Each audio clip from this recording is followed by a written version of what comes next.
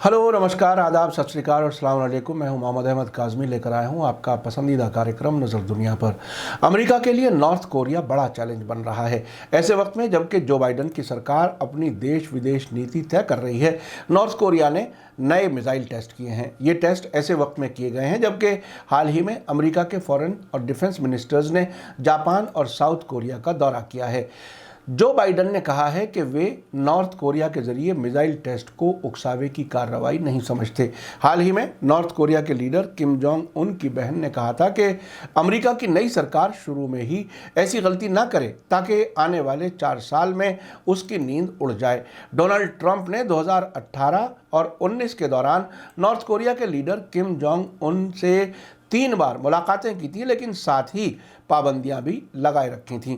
North Korea का कहना है कि अगर अमेरिका उसके न्यूक्लियर हथियार ख़त्म कराना चाहता है तो पहले उससे पाबंदियां हटाए। आज की दूसरी खबर यह है कि फ़िलिस्तीन के हमास ने सऊदी अरब से कहा है कि वो उनके मेंबर्स को जेल से रिहा कर दें। इजराइल से ताल्लुकात बेहतर होने के बाद सऊदी अरब ने हमास के मेंबर्स और उनके हमदर्दों को जेलों में डाल रखा है।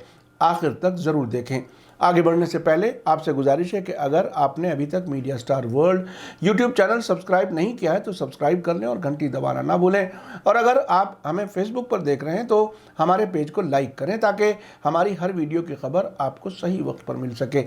अगर हमारी खबर सच्ची और अच्छी लगे तो अपने व्हाट्सएप ग्रुप, फेसबुक, इंस्टाग्राम और ट्विटर अकाउंट पर ज़रूर शेयर करें ताकि मीडिया स्टार वर्ल्ड की खबरें दुनिया भर तक पहुंच सकें। आज की बड़ी खबर है कि अमेरिकी अफसरों का कहना है कि नॉर्थ कोरिया ने इसी हफ्ते के शुरू में कम दूरी तक मार करने वाले मिसाइलों का टेस्ट किया है। इससे पहले एक सीनियर अमेरिकी जनरल ने आगाह किया था कि नॉर्थ कोरिया जल्द ही कोई भी उकसाने वाली कार्रवाई कर सकता है।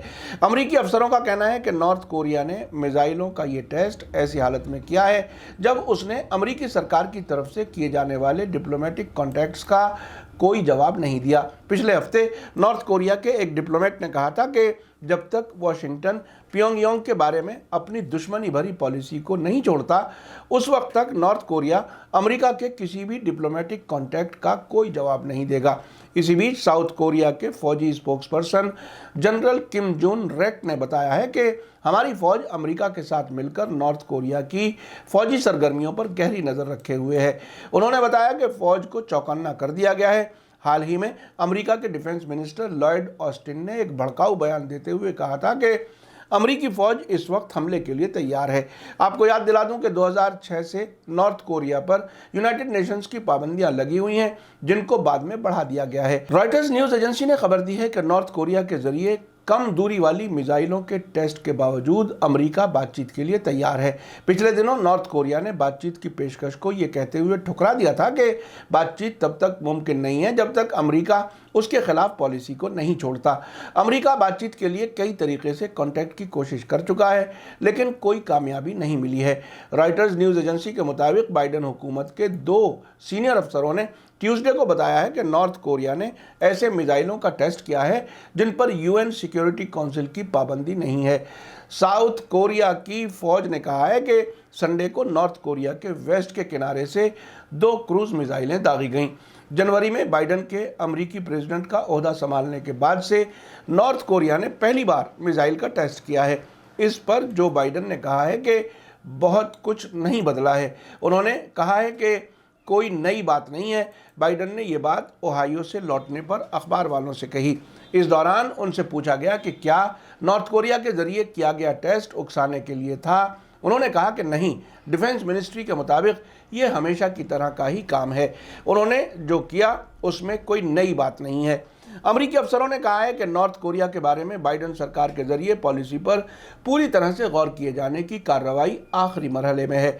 इस पर वे अगले हफ्ते दोस्त मुल्कों जापान और साउथ कोरिया के नेशनल सिक्योरिटी एडवाइजर्स के साथ बातचीत करने वाला है। एक अफसर ने कहा कि फरवरी 2019 में वियतनाम की राजधानी हनोई में फॉर्मर प्रेसिडेंट डोनाल्ड ट्रंप और नॉर्थ कोरिया के लीडर किम जोंग उन के बीच नाकाम मुलाकात के बाद नॉर्थ कोरिया के साथ बहुत कम बातचीत हुई है। इससे पहले अक्टूबर 2020 में रूलिंग वर्कर्स पार्टी के 75वें फाउंडेशन डे के मौके पर नॉर्थ कोरिया ने इंटरकॉन्टिनेंटल बैलिस्टिक मिसाइल ICBM का टेस्ट किया था। उस वक्त जापान सरकार के स्पोक्सपर्सन ने कहा था कि हमें मालूम है कि अब ट्रेडिशनल हथियारों से नॉर्थ कोरिया का मुकाबला करना मुश्किल होगा।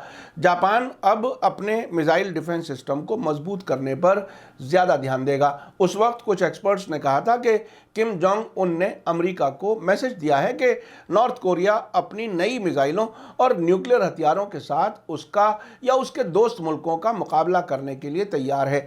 अभी हाल ही में 15 मार्च को किम जोंग उन की बहन किम यो जोंग ने कहा था कि अमेरिका ऐसे कदम ना उठाए कि उसे अगले 4 सालों तक नींद से हाथ धोना पड़े। उस वक्त जापान की राजधानी टोक्यो से खबर में बताया गया था कि अमेरिका के डिफेंस मिनिस्टर ऑस्टिन लॉयड और फॉरेन मिनिस्टर एंटनी ब्लिंकन के दौरे का मकसद चीन के खिलाफ अपनी फौजी एकता को बढ़ाना और न्यूक्लियर पावर नॉर्थ कोरिया के खिलाफ अपना मोर्चा मजबूत करना है। इसके अलावा नॉर्थ कोरिया के जरिए नए मिसाइल टेस्ट किए जाने के बारे में बताया जा रहा है कि अमेरिका और साउथ कोरिया ने तकरीबन 2 हफ्ते पहले जॉइंट फौजी एक्सरसाइज की थी, जिसके बाद नॉर्थ कोरिया के सरकारी अखबार रोडांग सिनमुन में किम यो जोंग का बयान छपा था। उन्होंने अमेरिका को धमकी के तौर पर सलाह देते हुए कहा था कि हमारे मुल्क में बारूद की बू फैलाने की कोशिश कर रहे अमेरिका की नई सरकार को सलाह है कि अगर आप अगले 4 सालों तक अच्छी नींद सोना चाहते हैं तो अच्छा होगा कि शुरू से ही ऐसे काम ना करें जिससे आपको अपनी चैन की नींद खोनी पड़े। अमेरिकी फॉरेन मिनिस्टर एंटनी ब्लिंकन ने हालिया जापान के दौरे में कहा था कि अमेरिका नॉर्थ कोरिया को न्यूक्लियर हथियारों से पाक करने के लिए दोस्त मुल्कों के साथ काम करना जारी रखेगा। हमने आपको 20 मार्च को बताया था कि अमेरिका ने नॉर्थ कोरिया को जंग की धमकी दी है, जिसके बाद हालात काफ़ी गर्म होते नजर आ रहे हैं। अमेरिका के डिफेंस मिनिस्टर ऑस्टिन लॉयड ने कुछ दिन पहले ही साउथ कोरिया की राजधानी सियोल में नॉर्थ कोरिया को सख्त धमकी देते हुए कहा था कि अमेरिका आज रात को ही नॉर्थ कोरिया से जंग के लिए तैयार है। नॉर्थ कोरिया से अमेरिका की तरफ से बातचीत की नाकाम कोशिशों के बारे में हाल ही में यूनाइटेड नेशंस के एक सीनियर अफसर ने रॉयटर्स को बताया था कि नॉर्थ कोरिया ने प्रेसिडेंट जो बाइडेन सरकार के जरिए फरवरी के बीच से लेकर अब तक की तमाम डिप्लोमेटिक कोशिशों का कुछ जवाब नहीं दिया। रॉयटर्स ने अपनी रिपोर्ट में कहा था कि जो बाइडेन सरकार में एक बड़े अफसर ने नाम न छापने की शर्त पर बोलते हुए नॉर्थ कोरिया के साथ डिप्लोमेटिक कोशिशों की डिटेल बताई थी और कहा था कि नॉर्थ कोरियाई सरकार तक पहुंचने के लिए फरवरी के बीच में शुरू होने वाले कई चैनलों के जरिए से कोशिशें की गई, जिसमें न्यूयॉर्क भी शामिल है। लेकिन मौजूदा हालात में कुछ एक्सपर्ट्स का कहना है कि सवाल ये है कि क्या हकीकत में अमेरिका नॉर्थ कोरिया से बात करना चाहता है या बातचीत का नाटक करके मोनोपोली हासिल करना चाहता है। अमेरिका के तौर तरीकों को ध्यान में रखते हुए जानकार लोगों का मानना है कि अगर अमेरिका हकीकत में नॉर्थ कोरिया से बात करना चाहता तो कभी भी उससे उस ज़बान में बात नहीं करता जिस ज़बान और लहजे में अमेरिकी जिम्मेदार उससे बात करते हैं और उसे धमकी देते रहते हैं। आपको बता दूं कि 1945 में जब दूसरी वर्ल्ड वॉर ख़त्म हुई तो कोरिया को 2 इलाकों में तकसीम कर दिया गया था, जिसके नॉर्थ के इलाके में सोवियत संघ का और साउथ वाले हिस्से पर अमेरिका का कब्जा हो गया। नॉर्थ कोरिया ने यूनाइटेड नेशंस की निगरानी में 1947 में साउथ कोरिया में हुए इलेक्शन में हिस्सा नहीं लिया, जिसके नतीजे में दोनों इलाकों में अलग अलग मुल्क और सरकारें बन गईं। दोनों कोरिया पूरे कोरिया पर अपना हक का दावा करने लगे, जिसके नतीजे में 1950 में कोरियाई जंग शुरू हो गई। 1953 में हुई जंगबंदी के बाद लड़ाई तो खत्म हो गई, लेकिन दोनों मुल्क अब भी कानूनी तौर पर जंग की हालत में हैं, क्योंकि अमन समझौते पर कभी दस्तखत नहीं किए गए। दोनों मुल्कों को 1991 में यूनाइटेड नेशंस में अलग अलग मुल्कों के तौर पर कबूल कर लिया गया। आइए अब चलते हैं दूसरी खबर की तरफ। फिलिस्तीन के गजा में हुकूमत करने वाले और इजराइल के आमने सामने टक्कर देने वाले हमास ने सऊदी अरब से अपने नुमाइंदे को फौरन आज़ाद करने की मांग की है। फिलिस्तीन से मिलने वाली मीडिया रिपोर्ट्स में हमास के स्पोक्सपर्सन हाजिम कासिम के हवाले से बताया गया है कि डॉक्टर अल खजरी बिना किसी इल्ज़ाम के सऊदी अरब की जेल में हैं। उन्होंने कहा कि अल खजरी सीरियस बीमारियों से परेशान हैं और जेल में उनकी हालत हर दिन ख़राब होती जा रही है। हाजिम कासिम ने सऊदी अरब से मांग की है कि डॉक्टर अल खजरी समेत हमास के दूसरे मेंबर्स को भी सऊदी जेलों से रिहा किया जाए। सऊदी अरब से हमास की इस मांग से पहले ह्यूमन राइट्स वॉच ने भी सऊदी हुकूमत से हमास के मेंबर डॉक्टर अल खजरी की आज़ादी की मांग की थी। हमास और ह्यूमन राइट्स वॉच से पहले डॉक्टर अल खजरी के कुनबे के मेंबर्स भी सऊदी अरब से उनके और उनके बेटे की आज़ादी की मांग कर चुके हैं। आपको बता दूं कि फ़िलिस्तीनियों के रेजिस्टेंस को सपोर्ट करने के इल्ज़ाम में डॉक्टर अल खजरी, उनके बेटे और दसियों फ़िलिस्तीनी मई 2019 से सऊदी अरब की जेलों में बंद हैं। आपने देखा कि अमेरिका को न सिर्फ मिडिल ईस्ट में नाकामी मिल रही है, बल्कि नॉर्थ कोरिया भी अमेरिका से सीधे सीधे टकराने की तैयारी कर रहा है। हालांकि अभी जो बाइडन कह रहे हैं कि नॉर्थ कोरिया के जरिए मिसाइल टेस्ट कोई नई बात नहीं है, लेकिन जिस तरह से अमेरिकी डिफेंस और फॉरेन मिनिस्टर्स हाल ही में जापान और साउथ कोरिया होकर आए हैं और नॉर्थ कोरिया को न्यूक्लियर हथियारों से पाक करने पर जोर दिया है, उससे लगता है कि अमेरिका के लिए नॉर्थ कोरिया को कंट्रोल करना कितना अहम है। उधर सऊदी अरब इजराइल से दोस्ती निभाने के लिए किस तरह से हमास के लोगों को जेल भेज रहा है। दूसरी तरफ इजराइल से मक्का के लिए सीधी उड़ान की बात हो रही है। अब तक फिलिस्तीनी और इजरायली अरब हज के लिए जॉर्डन के रास्ते से सऊदी अरब पहुंचते हैं। इस तरह की कुछ खबरें हाल ही में यूनाइटेड अरब एमिरेट से भी आ रही थी कि वहां भी हमास के लोगों को गिरफ्तार किया जा रहा है।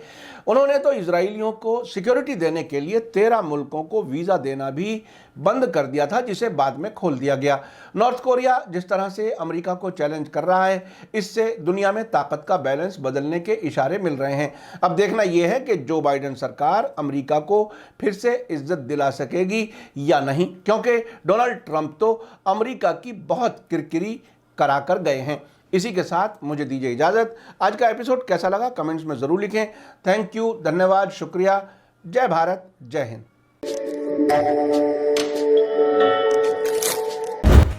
मीडिया स्टार वर्ल्ड के और वीडियो देखने के लिए हमारे चैनल को सब्सक्राइब करें और सीधे नोटिफिकेशन पाने के लिए बेल आइकन दबाएं। और अगर हमारी खबर सच्ची और अच्छी लगे तो अपने व्हाट्सएप, इंस्टाग्राम, फेसबुक और ट्विटर अकाउंट पर ज़रूर शेयर करें।